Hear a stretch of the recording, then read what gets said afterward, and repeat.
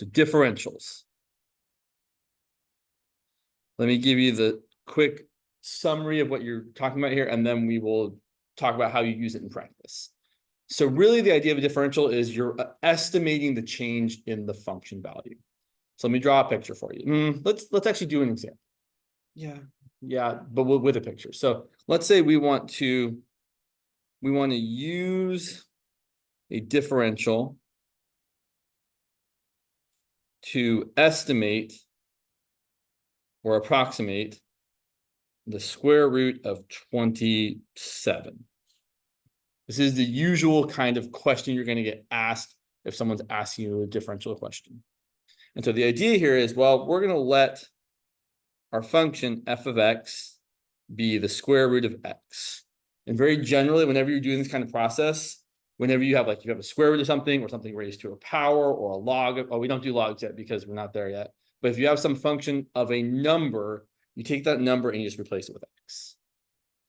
Okay, so then let's graph it. So here's our square root function. And it's going to be kind of exaggerated. That's fine. And let's look over here. Well, so now here's the idea. And here's where you have to kind of be thoughtful. What's the closest number to 27 that's easy to take the square root of?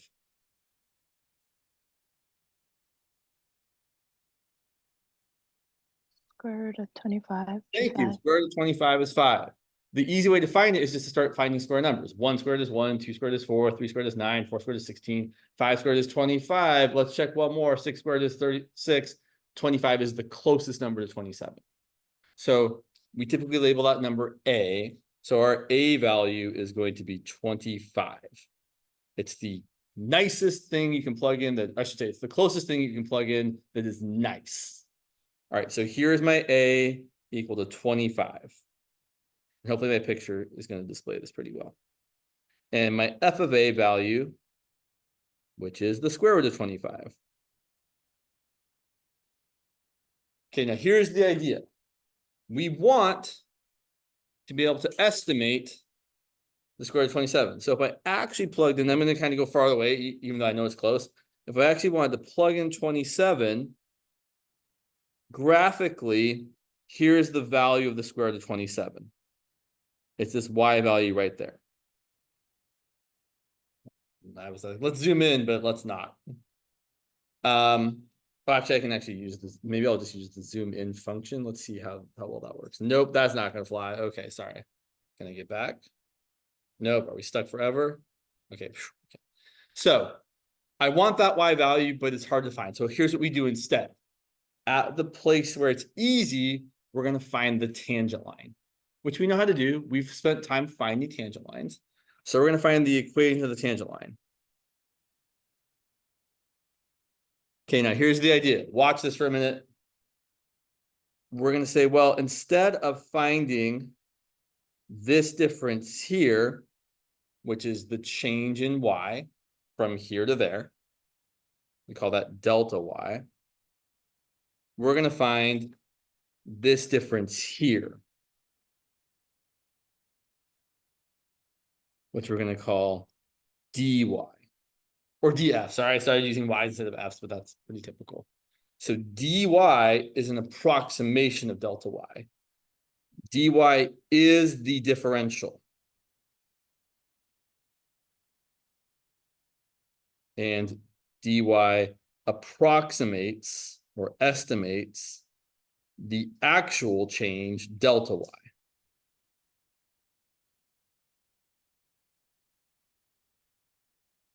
All right, so here's how you calculate. Oh, yeah, question. Because it's hard. Delta y is the literal. So here's what delta y is. Delta y is the literal difference between the square root of 27 in this problem and the square root of 25. And the problem is I don't know what the square root of 27 is. But I do know how to find dy, and it's actually not that hard. So let me point out dy. Well, dy is the rise. If you think about this straight line here, the slope of that line, f prime of x, is equal to the rise, which is dy, over the run, which is the change in x. I'm going to call that delta x, even though I could also call it dx. So if I'm trying to find dy, and I do really encourage you to think of it as the rise over the run, then dy itself is just going to equal the slope. Let me label the slope too, right? The slope. Dy is just going to equal the slope times delta x. So that the slope times the run is going to equal the rise, which makes sense, right? Because the slope is the rise over the run. If you multiply it by the quote unquote run, then you're going to get the rise. If the rise, everyone's cool with me saying rise over run, right? Like rise over run makes sense. Okay, cool. So that's how you calculate that's how we approximate the change in y with a dy. So then to find the square root of 27, what we're going to do is we're going to add on this to 5. That's the thought process. The actual execution is much more kind of systematic, formulaic, but this is what we're really doing. If you want to approximate the square root of 27, you're going to take the square root of 25, which is 5, and you're going to add on this dy here. In fact, let's go ahead and find it. And then I'll show you kind of the more formulaic way of doing it. So here, if I actually want to find dy, well, we said that f of x was the square root of x. I need to find the derivative. Let's write that as x to the 1/2 to make it easier to differentiate it. F prime of x is equal to 1/2 times x to the negative 1/2, which I would prefer to write as 1 over 2 times the square root of x. But those are my general function values and derivative value, or functions and derivatives, but I need to actually find the function and the derivative at the point of tangency. So f of 25, which is the square root of 25, is just 5. And f prime of 25, which is 1 over 2 times the square root of 25, is 1 divided by 2 times 5, which is 1/10. So now if I want to find dy, my dy is going to equal f prime of 25 times my delta x. And my delta x here in this particular problem is how much?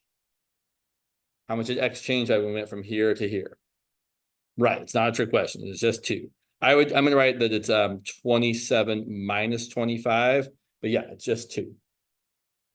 So then we end up getting 1/10, right? F prime of 25 times 2, which ends up being 1/5. So here's my estimate of the square root of 27. This, what you would like to see maybe. The square root of 27, 27, let's write that again. The square root of 27 is approximately 5, right? The square root of 25 plus this dy, which is 1/5. If you want to write it as a decimal, that's 5.2. So this is the idea. You're taking the nice function value and you're adding on an approximation of how much you're off by. Now, it's always nice to know how close is our approximation. So if you pull out a calculator, which I do have a calculator, and you actually find the square root of 27, the square root of 27 is 5.196 approximately. So the actual square root of 27 is about 5.19615. Pretty good estimate, right? Not too shabby. So this is the process called linearization, where you're literally taking the straight line that is tangent to your function at that point, and for values that aren't too far away from the point of tangency, you can use the linearization to approximate the value you're looking for. That's the whole idea. Now, let me show you kind of how it breaks down. So, but the one thing I would encourage you all to remember is you're literally just finding the equation of the tangent line. Question?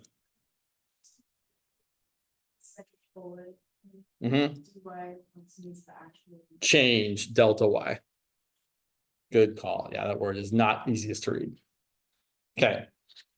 So to kind of reiterate for this problem, here's how I would actually do this problem. So this problem said use a differential or a linearization. They kind of Although they're not exactly the same thing, they reference the same idea. Use differential test linearization to estimate or approximate the square root of 27. So you do three things, in my opinion. Thing one, find your function. It's just the square root of x. Thing two, well, and I should say, and you need the derivative. So thing two is going to, I always try to number things, but then it falls apart. Your derivative is going to be 1 over 2 root x, like we just found. And finally, not finally, and thirdly, you have to figure out what your easy value is.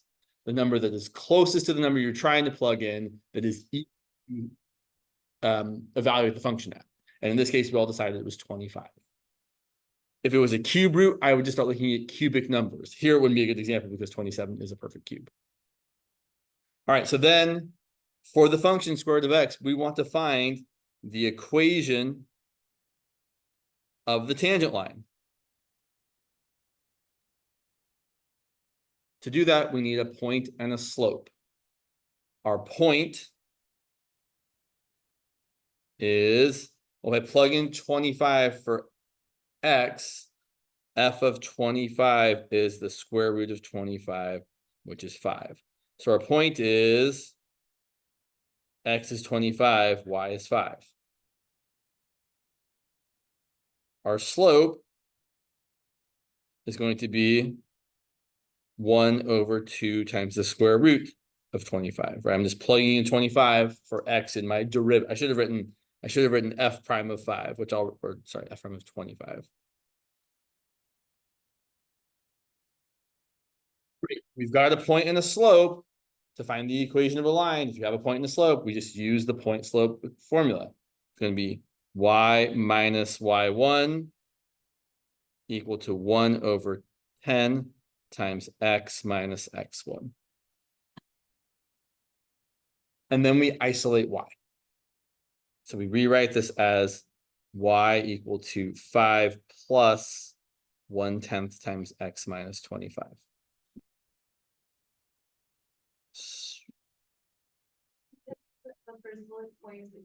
The point is, yeah, sorry, I know trying to write fast and I get a little sloppy.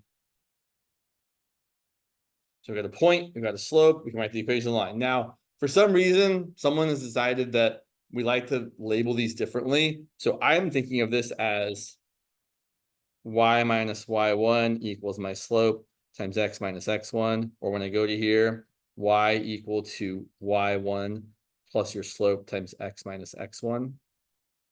And unless you're asked to specifically, you don't want to simplify this. You really want to leave this as 5 plus 1/10 times x minus 25, even though you could distribute the 1/10 and collect values. We don't. And here's why. Usually you're plugging in a value of x that's pretty close to 25. And we really want to see that, oh yeah, you're just taking the nice square root of 25 and then you're adding on a little bit to it, or you're subtracting off a little bit from it, depending on which side you're on. Now, here's the way people like to write this instead. Instead of writing it as y equals y1 plus m times x minus x1, they like to write it as L of x equals f of a plus f prime of a times x minus a. It's the same thing. F of a is just your y value, right? Because you plugged in x equal to a and you got y. F prime of a is just your slope, right? We found the slope by taking the derivative. And a is your x1 value. It's literally the same formula. Nice, this is your y. It's just written with different notation. So this is called the linearization of a function at a. So I should say the linearization, which is just fancy words for find the equation of the tangent line. If you hear the word linearization, you should think equation of the tangent line. That's all it is. The linearization of f of x at the point a comma f of a is just L of x, welcome, equal to f of a plus f prime of a times x minus a. We're just talking about differentials and linearizations, which If you're in Tav's class, may not come up. I don't know if he's going to cover it or not. Okay, great. Well, good.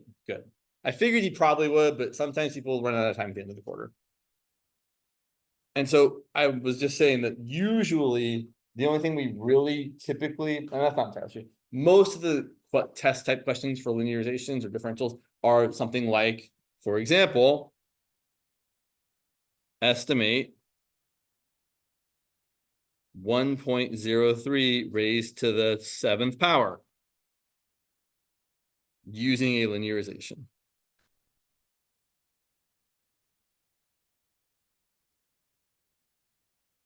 This one might be kind of tricky to figure out what you might think the A would be. Or I should say what you might, so let's back it up. What you might think the function would be. So let me ask you all, should my function be x to the 7th power? Or should my function be 1.03 to the x power? Well, here's a good question. Which of those do you know how to take the derivative of? The first one. We do not know how to do this yet. You will learn how to do this in 16b, but we don't know how to differentiate exponential functions yet. Also, x to the 7th is a lot nicer, right? 1.03 seems like a little sketch already, so okay. So 3 things. We have our function. We need our derivative, f prime of x equal to 7x to the 6th. And then we need the value of x that is close to the number we're actually trying to plug in, 1.03, that is easier to plug in. What's the closest thing to 1.03 that's easy to raise to the 7th power?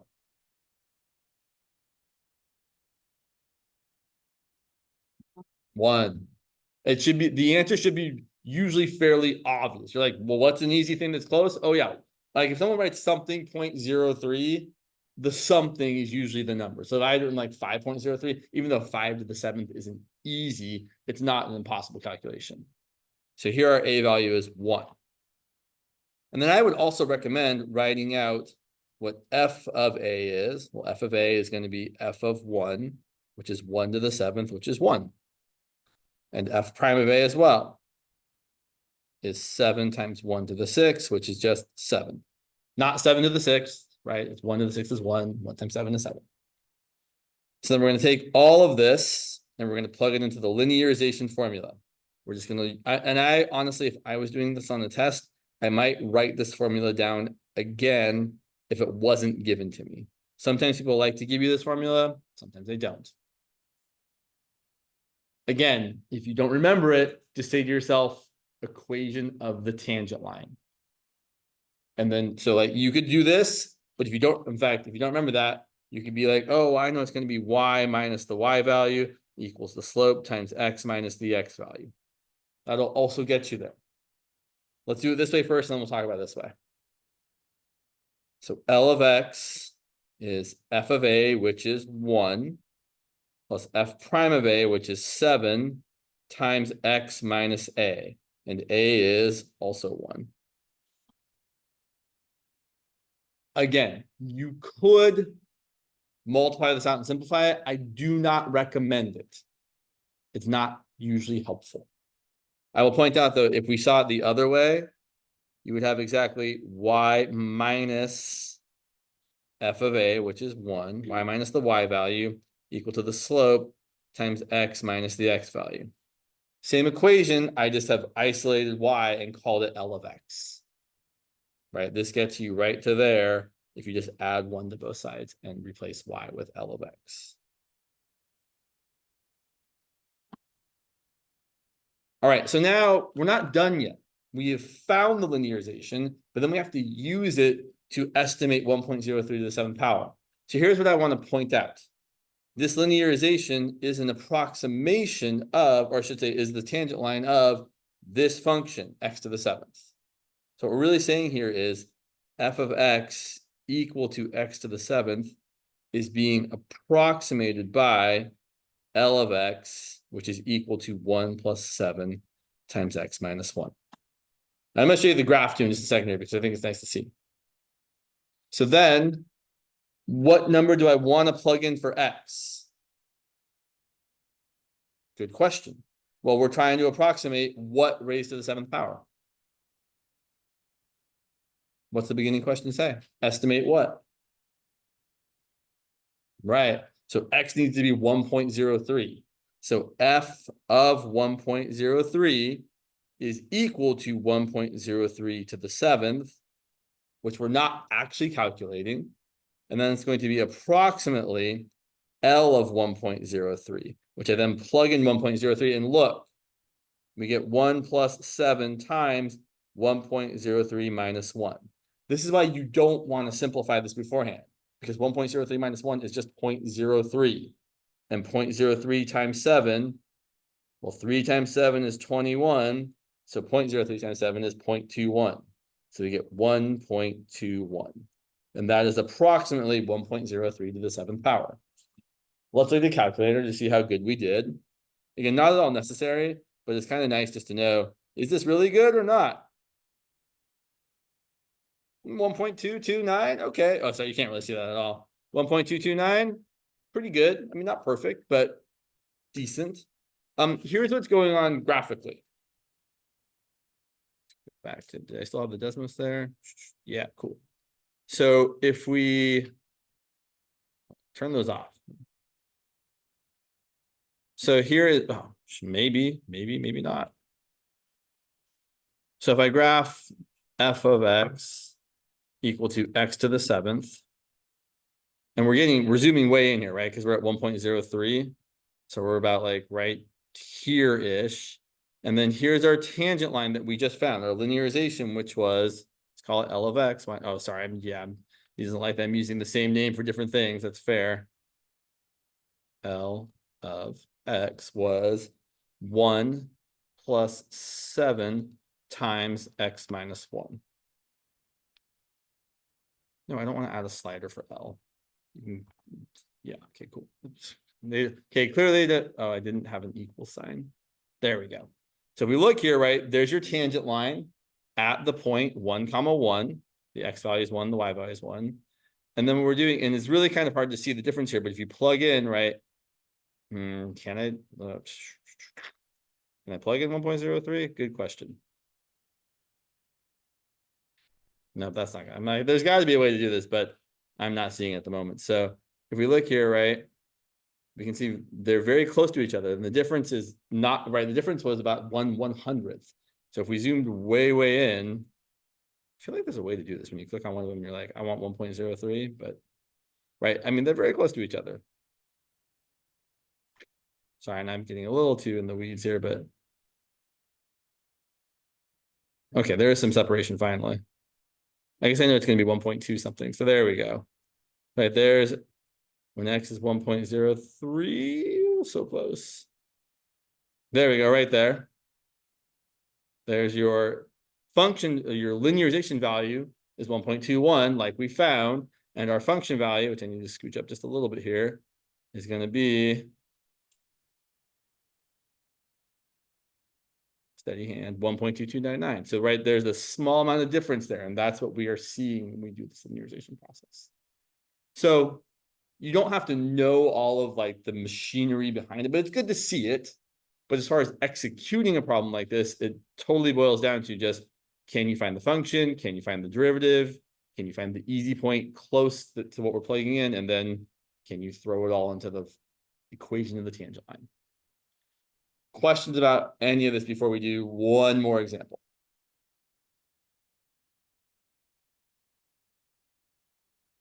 Okay, we'll do one more. You're all welcome to ask questions. Let's do one more, and then we'll talk about some review stuff. I know there's lots of review. Okay, one more linearization. Should we do one like that? What should we do? Yeah. So I would say, in my mind, the most common examples are roots, like taking square roots or cube roots or whatever roots. So let's say we want to estimate or approximate. Let's go with a cube root. Sure, the cube root of, let's say 70 using a linearization.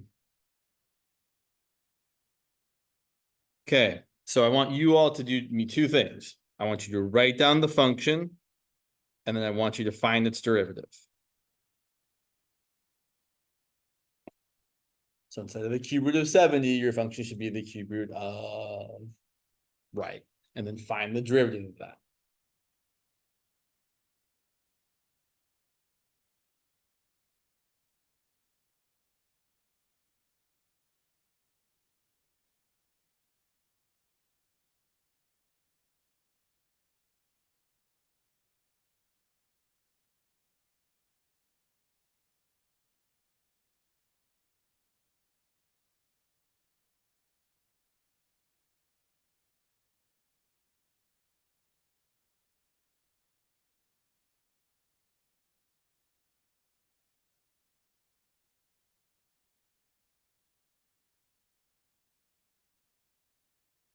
If you've done both of those things, you start thinking about the value of A.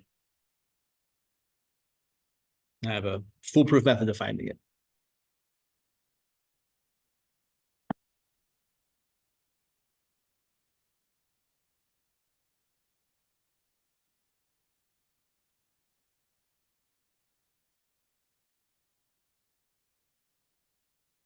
All right, so if our function is the cube root of x, which I would write as x to the 1/3 for the purpose of taking its derivative, the derivative is going to be 1/3 x to the negative 2/3, which I might end up rewriting. So here's the thing. Derivatives are easiest if you write as something to a power, but evaluating things are usually easier if you kind of write it. I would write this as 1/3x to the 2/3, and maybe even, probably not, but maybe 1/3 times the cube root of x squared.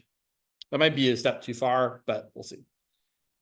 So now the question, what is the closest number to 70 that's easy to take the cube root of? And before you answer, let me talk about how I would find it. So let's say I just didn't know my cube roots very well. I would say, well, I would start small. 1 cubed is 1, 2 cubed is 8, 3 cubed is 27, 4 cubed is 64, which is close, but I should check the next one that's above as well to see which one's closer. Because maybe if I was talking square roots and you'd be 81 is closer than whatever, but it's not. 5 cubed is not going to be closer. It's way too big. So there is your A value. A is going to be 64, the closest cubic number that's easy to take the cube root of. So A is 64. F of A is the cube root of 64, which is 4. We know it's 4 because we found 64 by doing 4 cubed.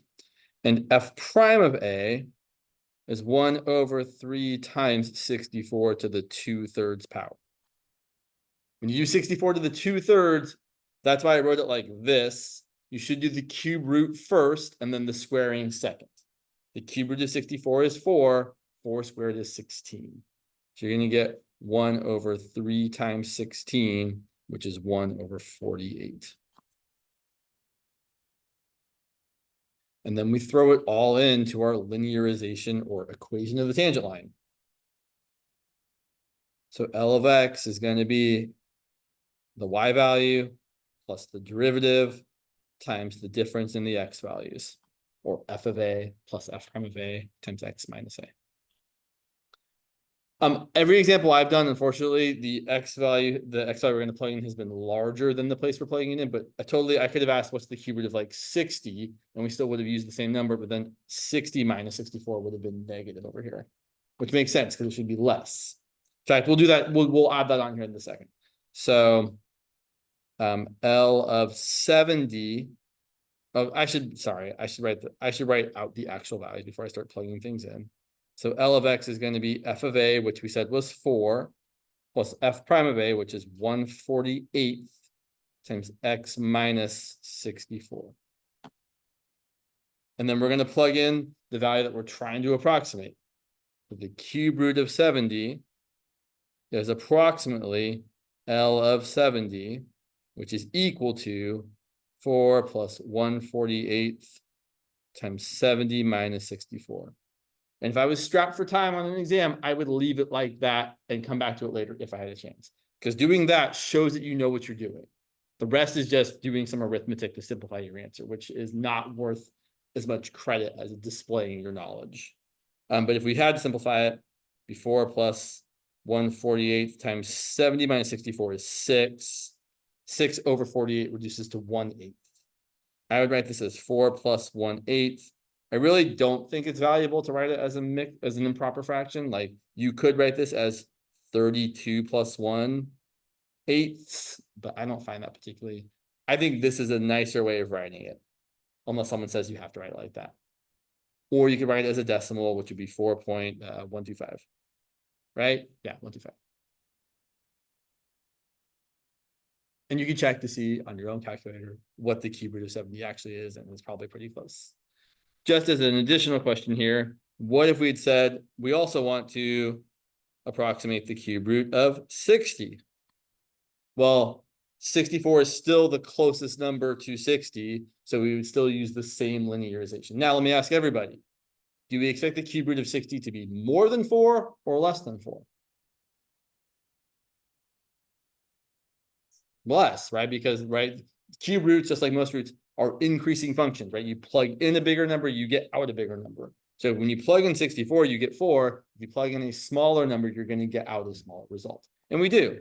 This cube root of 60 is approximately the linearization at 60, which is going to be the same formula, but we're plugging in 60 instead of plugging in 70. So that ends up being 4 minus 4 over 48, which is 4 minus 1/12, which is how I would leave it. And if you really wanted to write it as a mixed, or sorry, improper, not mixed, an improper fraction, it'd be 48/12 minus 1/12 would be 47/12. Decimal, I don't know, because there's the repeating 6 or 3 or something. Not the point. So that is linearizations in a nutshell. There is more to differentials than just this, but I would say of all the things I would ask on an exam, this is what I would ask. All right, let's talk about final review. I'm happy also to talk more about linearizations on Thursday if other things come up, but we do not have to. Okay, got lots of papers here. One sec. So I decided I would look at the syllabus for the class just to kind of think about what the review should encompass. So by the way, did you all know that on the math department website, you can find the syllabus for your 16B or 16C class? Just so you can be like, look ahead and be like, or for like, that's, I mean, for review, right? You go look at the syllabus and be like, these are all the things on the syllabus. And so here's the whole syllabus for Math 16A. All the things, which you can find on the math department website. I can, in fact, just so you all know, in case you're curious, it's very easy to find. Well, it's very easy to find once you know where it is. If you go to math.ucdavis.edu. Yeah. Desmos, always trying to stick around. And then you go to courses, and you go to courses, and you don't click on it. And then you go down to syllabi. And then you go scroll down a bit, undergraduate lower division syllabi, and then there's all the syllabi. So there's the syllabus for Math 16A, and you just, right, there's all the topics and how much time you're supposed to spend on each topic. This is really more for the teachers, right, as a resource, like, this is what you should be doing when you teach the class, but it's certainly accessible to the students, and you're welcome and encouraged, I think, to look at it, just so you know what's coming. If your teacher is maybe not so good at preparing you for what's coming. Some teachers are great. They're like, yeah, we're going to do this next class. You should be, right, you know what to expect. Some are not. So just be aware, like, you have resources if your teacher is not maybe doing a good job of letting you know what's coming up. That said, let's talk about what we should be focusing on for our final review thoughts. So I'm just going to go down kind of chapter by chapter here. So let's start with chapter 1. Chapter one, sure. And do I really need this by chapter? Maybe. Final review topics. Chapter 1. What's that? Elvis Costello song? Okay. So looking at this, so let's see here. So we've got like Cartesian plane, distance formula, midpoint formula, graphs, intercepts. I feel like none of this is something we should actually spend time reviewing. That's kind of stuff that you're expected to kind of know already. Also, I don't imagine there being a question like, find the distance between these 2 points. They might ask you to minimize the distance between 2 points in an optimization problem where you have to use the distance formula. But as far as actually reviewing the distance formula, that's something we should know. Now, I certainly can review it if we want to, but I would say as far as chapter 1 here, the things that I think are things that could pop up on a final would be let's see, how do I want to make my list here? Limits for sure. And I would say continuity. Yes, asymptotes will come up in the graphing, but let's just leave that for the graphing later on. Maybe, I guess maybe inverse functions could also come up. Inverse functions. Okay, that seems to me to be chapter 1. Yeah. Chapter 2. Slope of the tangent line, definition of the derivative, differentiability, continuity. I would say for sure the limit definition of the derivative. Well, I would say unless your teacher has said explicitly it will not be on there. Some people only put it on the first midterm and they're like, we're cool, we're done with limit definition. I'm not going to test you on it again.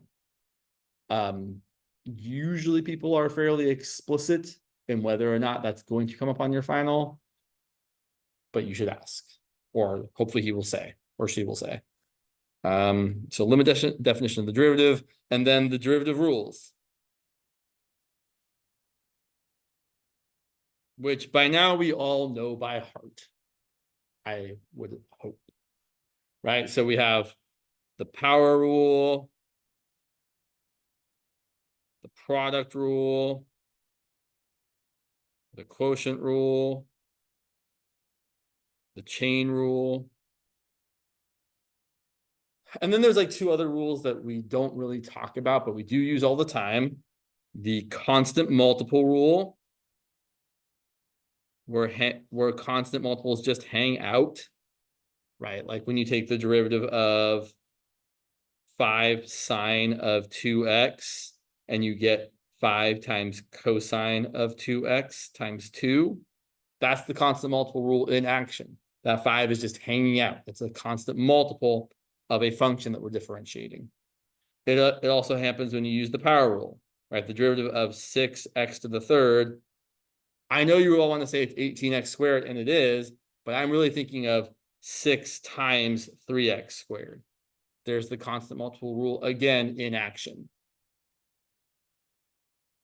And then the sum and difference rule, which again, we use kind of all the time without actually talking about it. Right? That's where if you take the derivative of a bunch of things, added or subtracted together, you just differentiate each piece and then add or subtract the results together. So like you take the derivative of x to the 4th plus 4 tangent of x, that derivative is going to equal 4x cubed plus 4 times secant squared of x. Right? We took the derivative of each part separately and then added the results together. We never really think about using that rule. We just kind of use it. Yeah. What else does chapter 2 have? And it seems like, let's see. So chapter 2, we also have average rate of change, instantaneous rate of change, velocity, marginals, and economics. I guess maybe there could be some velocity questions. I feel like that's less likely to come up, but that doesn't mean it's impossible. I feel like did we talk about marginals really? Okay. Yeah, I didn't think we did. They've really been focusing on it in the new 19 series, which I know doesn't matter to you, but like I've seen a lot of it in that series. And then even though it's not technically in chapter 2, we kind of just stick it in there in chapter 8 is the trig derivatives. Definitely something you're expected to know. You should review it. But I'm going to assume you all practice them a lot and learn them all, memorize them all, good to go. That said, we can still review anything. Oh, and then, yeah, the last 2 sections. We have everyone's favorite, maybe second favorite, implicit differentiation. And then, of course, everyone's real favorite, related rates. We'll definitely spend some time practicing. And then chapter 3, which I meant to leave myself room over here for, but I did not. So right over here. Chapter 3. Here's what I would say about chapter 3. Chapter 3 is really just like graphing and optimization. Yeah, there's a lot to graphing, but really chapter 3 is graphing, which is a big topic on its own, and optimization. Let me leave some room here. Oh, and I guess I should say differentials. Graphing. Okay, so let's, before we talk about the other two things, graphing. So this is, the first derivative test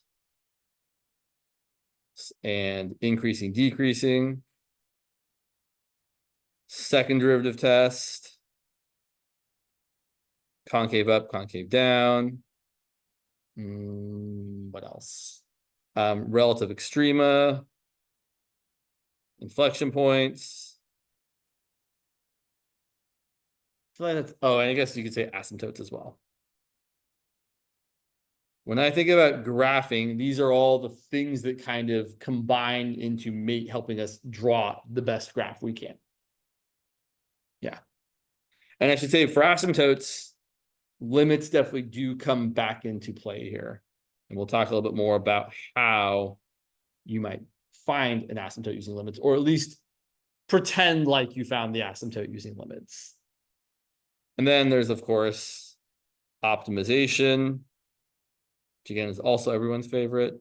And lastly, differentials, which we just talked about. Yes, it seems like a lot of things, but it's really not that bad. So questions about anything I've said so far, or thoughts about something I might have missed? You don't think they'll be like specific and like put like a small topic that we like discuss for like 30 minutes in class? That For like, example, like higher derivatives. I mean, higher derivative, the thing is, I wouldn't classify that as a new topic. Right? I could ask you to take the fifth derivative of anything because you know how to take derivatives, right? And now taking the fifth derivative of something like that was a product would get really, really messy after a while. But if I said, for example,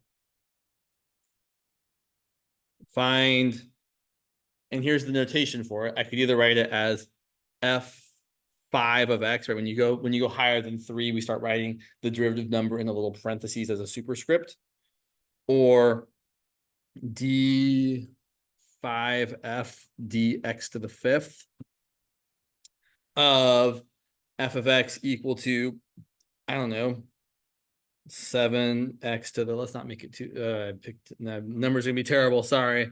7x to the 10th plus 4x cubed. We could do that. It takes a little bit of work, but like not that much work. The first derivative is 7 times 10 x to the 9th plus 12x squared. The second derivative is, 70 times 9 is 630 times x to the 8th plus 24x. The third derivative is, I might stop actually multiplying it out, and I might just say 8 times 630 times x to the 7th plus 24. The fourth derivative is 8 times 7 times 630 times x to the 6th plus 0. And finally, the fifth derivative is 8 times 7 times 6 times 630 times x to the 5th. Done. Right? You're not doing anything new there. You're just doing something you know or know how to do repeatedly. So that's my answer to that question is, yeah. Someone could ask you, here's a more interesting question in my opinion. Someone might ask you to find the 99th derivative of sine of x. Now that one you could do it 99 times, but that's not the point of the question. The point of the question is for you to recognize that after you take the derivative of sine 4 times, you end up back at sine. The derivative of sine, right? If you write your function here, if your function is sine and we start taking derivatives, I'm writing this stupidly. I'm sorry. I'm writing it not, so if my function is sine, the first derivative is cosine. The second derivative is negative sine. The third derivative is negative cosine. And the fourth derivative is sine again. which means the fifth derivative is cosine, the sixth derivative is negative sine, the seventh derivative is negative cosine, and the eighth derivative is sine again, and the 12th derivative is sine again, and the 16th derivative is sine again. And every multiple of 4 derivative is going to be sine again. So what's the closest multiple of 4 that's less than 99? I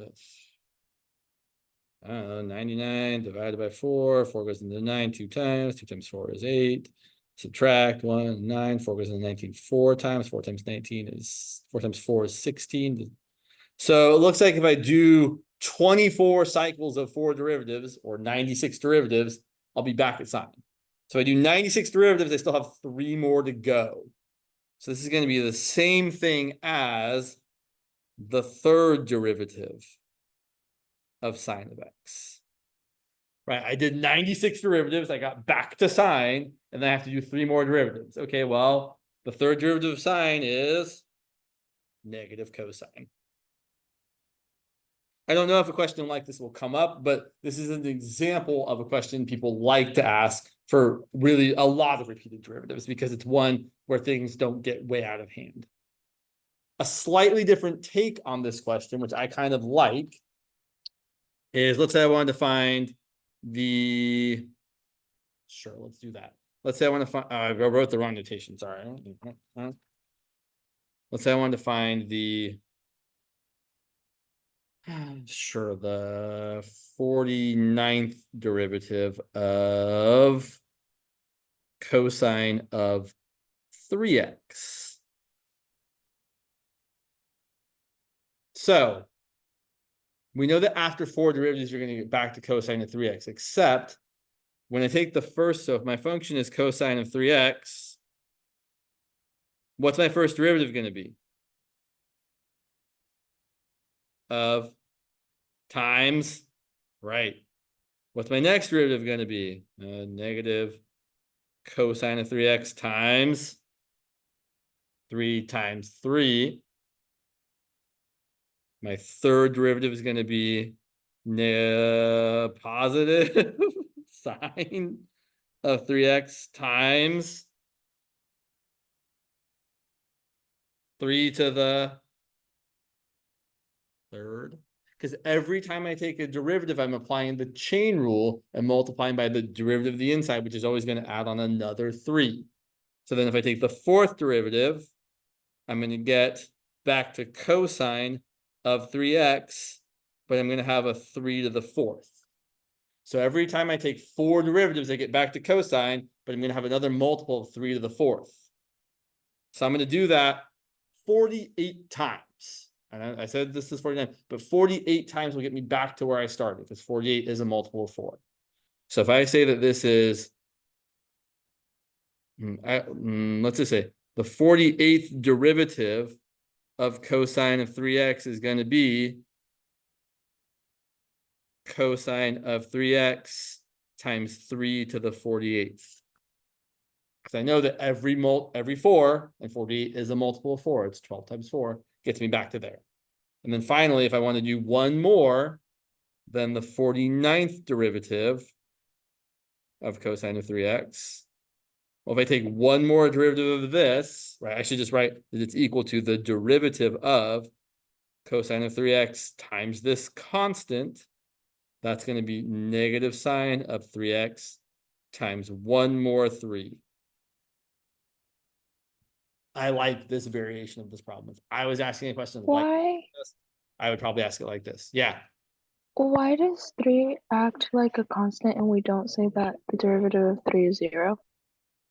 Well, because so that's again an example of the constant multiple rule. But one way you could think about this, if you didn't like the fact that the 3 just acts like a constant, is let's say I was trying to take the derivative of this. So I was trying to take the derivative of negative sine of 3x times 3. One way to approach this, instead of just using the constant multiple rule, is to say, let's use the product rule. So I'm going to treat this as negative sine of 3x times 3. There's my f, there's my g. And my derivative is going to be f prime, so negative cosine of 3x times 3 because of the chain rule, times G, which is 3, plus F, which is negative sine of 3x, times G prime, but the derivative of 3, as you pointed out, is 0. But look, 0 times anything is 0, so all of this part just goes away, and we're left with negative cosine of 3x times another 3, which is exactly what we got right here.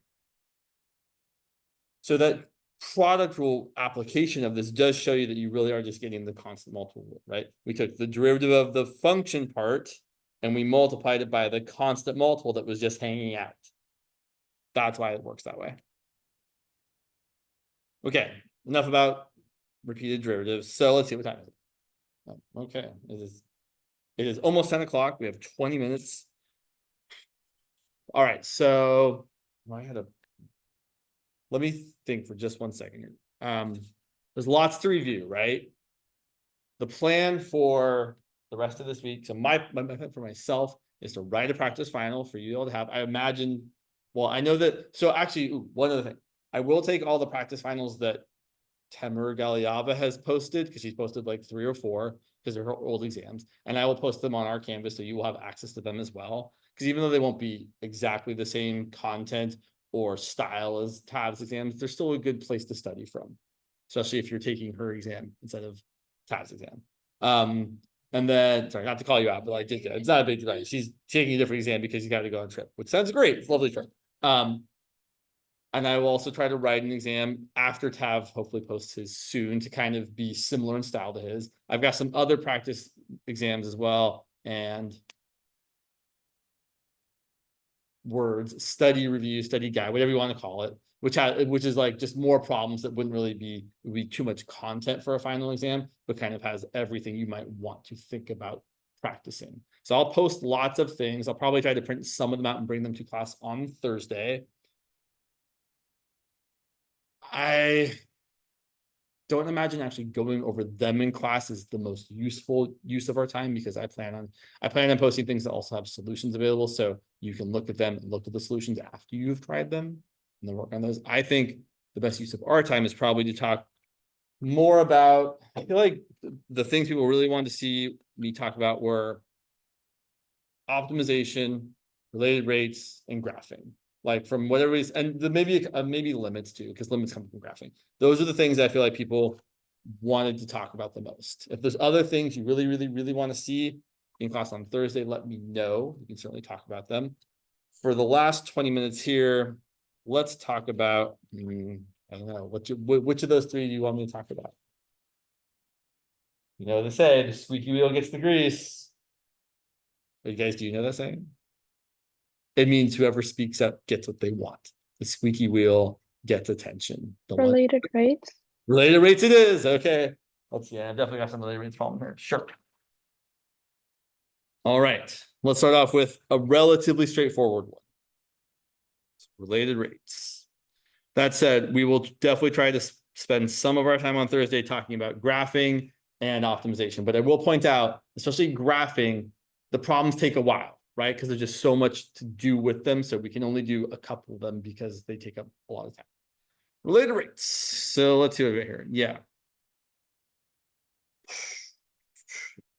An ant on the ground, probably chosen so because it has like 0 height, is 5 feet from where a toy rocket is fired straight up into the air.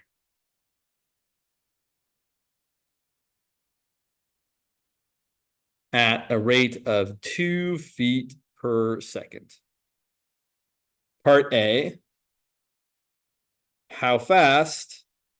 You should already know what I'm going to ask.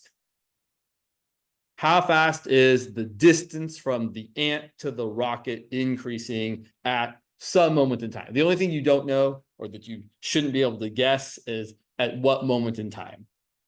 How fast is the distance from the ant to the rocket changing 6 seconds after the rocket lifted off.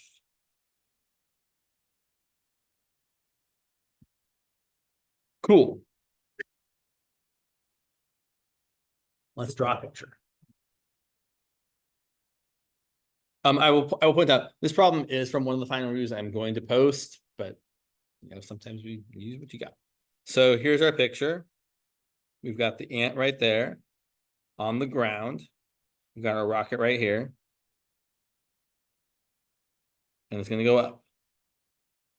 And so what we know is that this distance from the ant to where the rocket's lifting off from is 5 feet.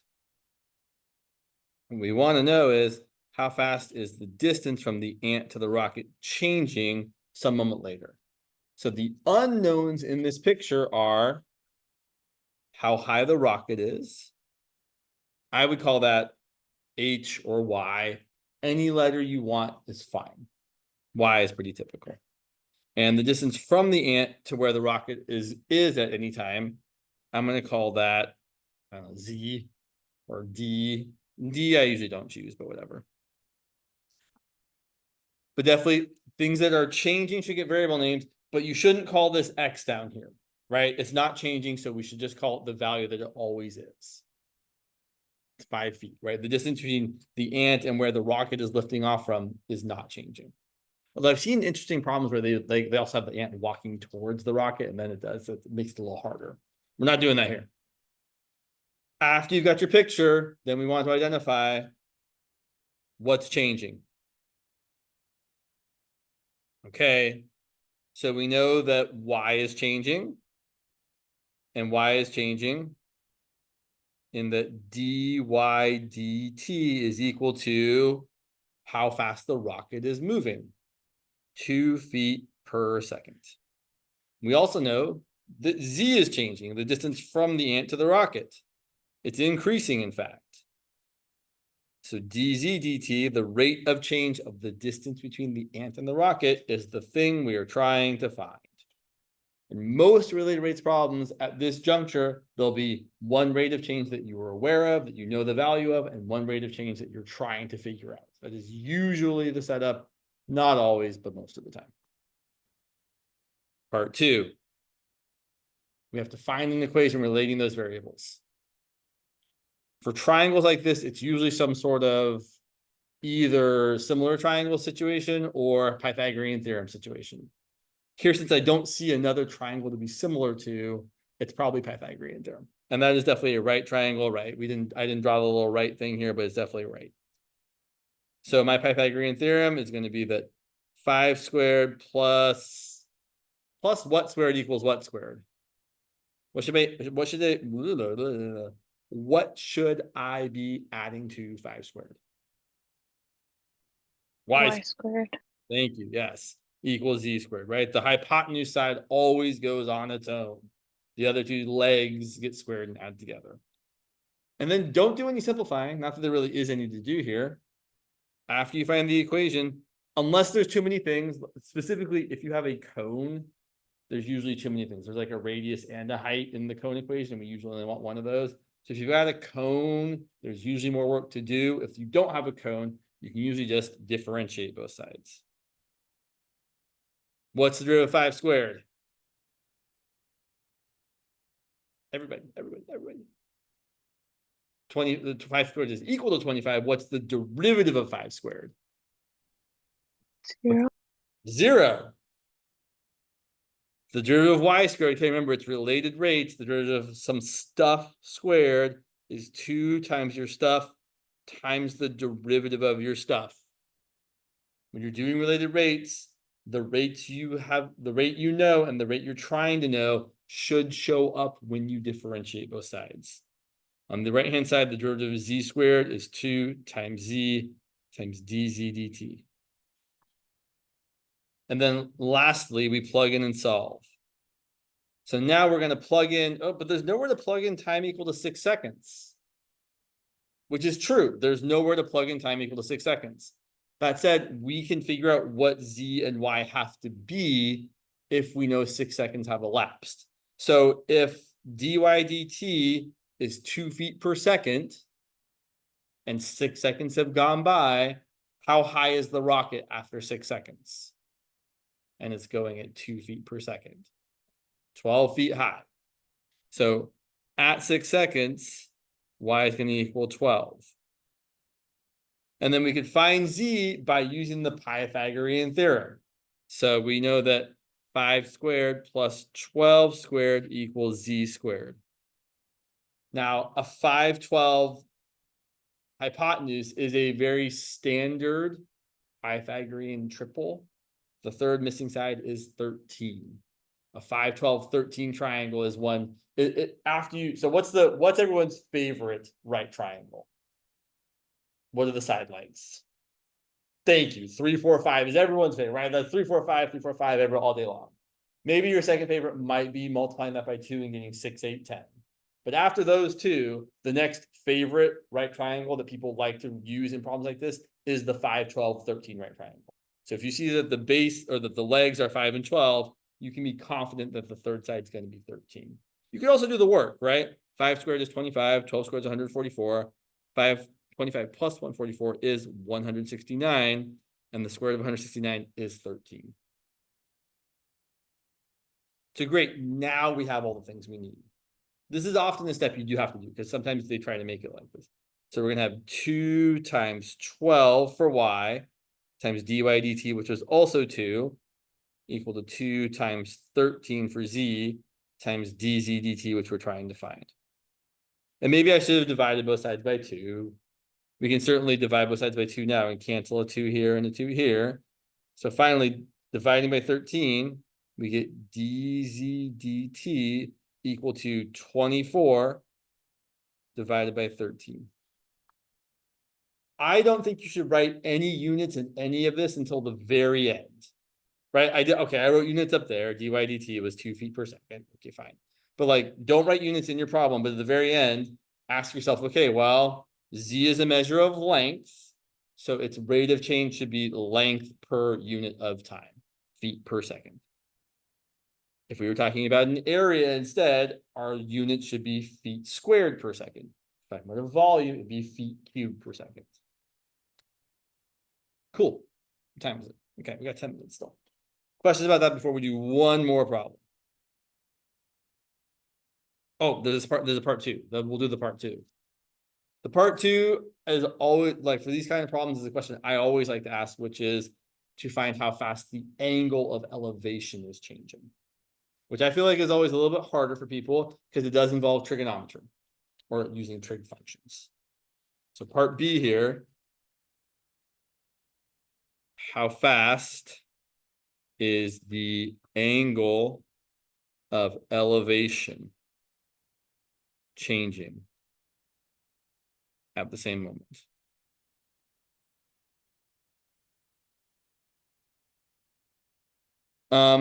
So let me ask you first of all, and I think it's a good idea when you're doing these questions to think about what your expectations are.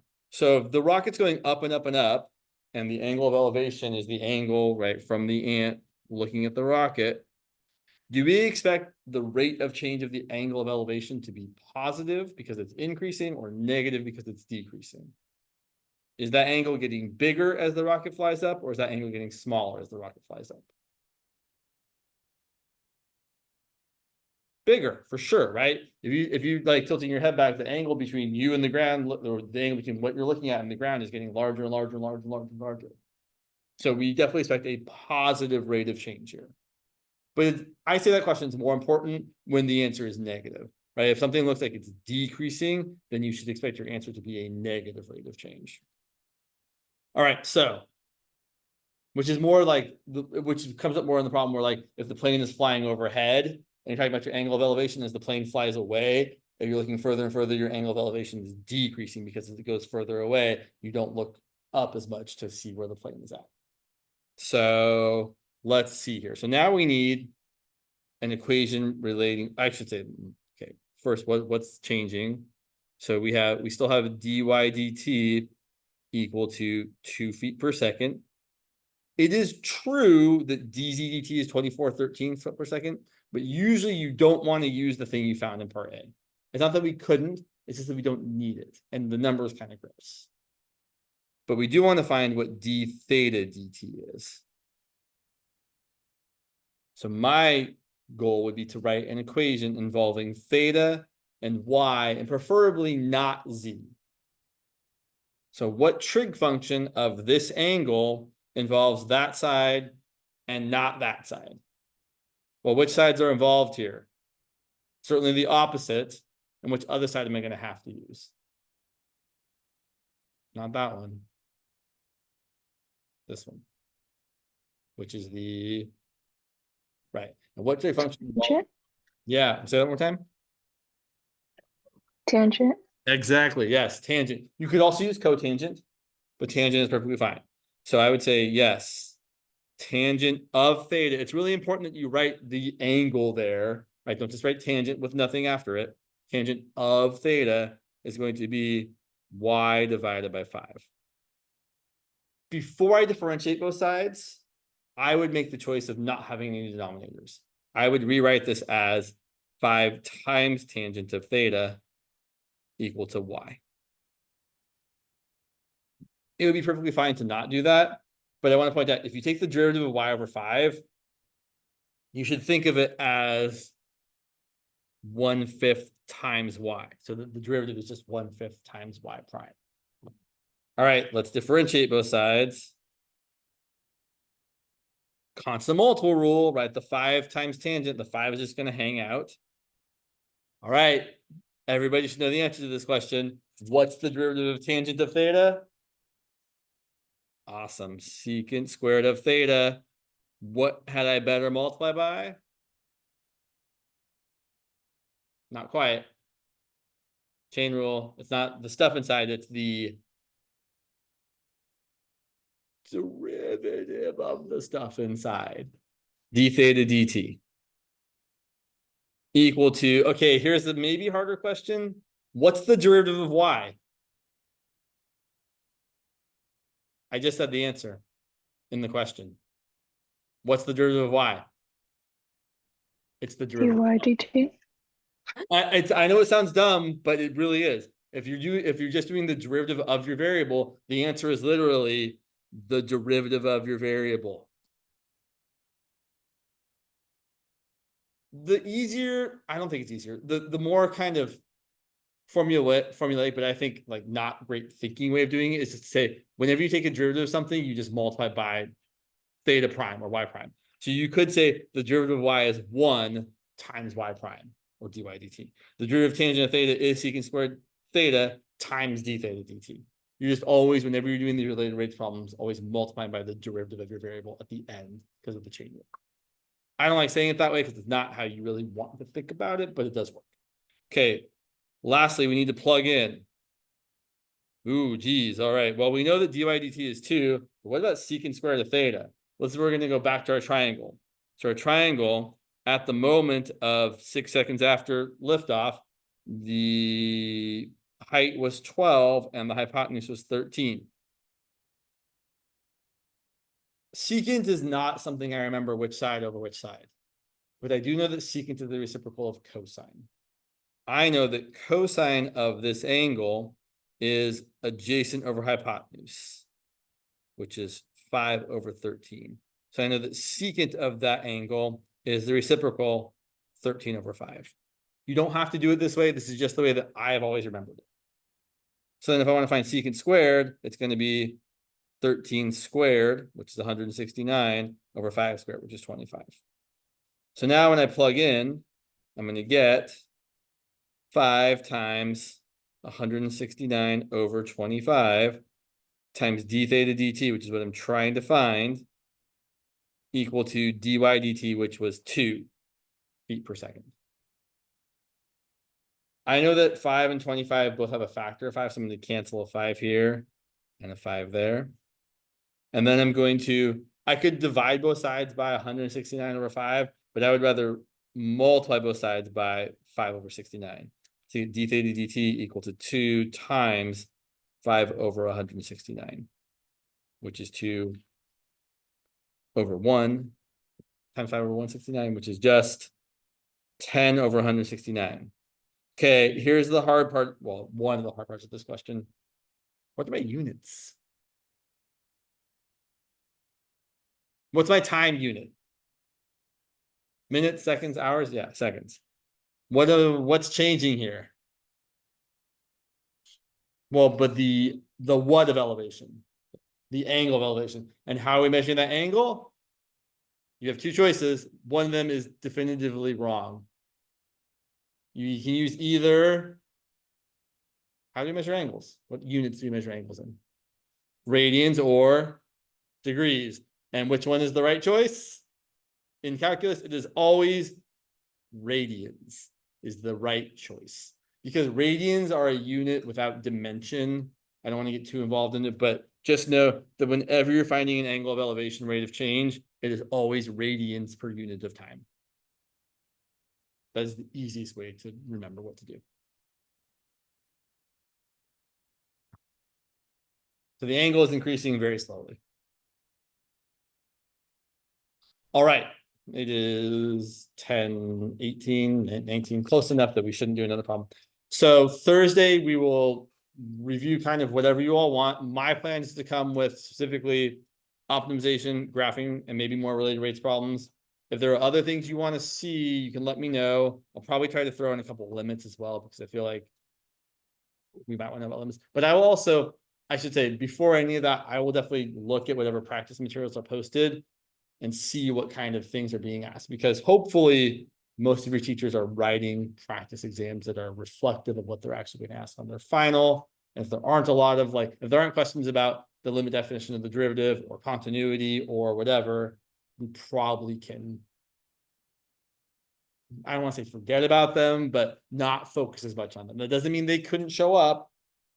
And I definitely would, if you have the opportunity to ask your professor to maybe clarify, what things from those earlier chapters can we expect to see on their final? What things can we expect not to see? I think the number one question is about limit definition of the derivative. Is that going to be on the final or not? And then the next question I would ask is continuity going to be on the final? Do I need to be able to show a function is continuous at a point or not?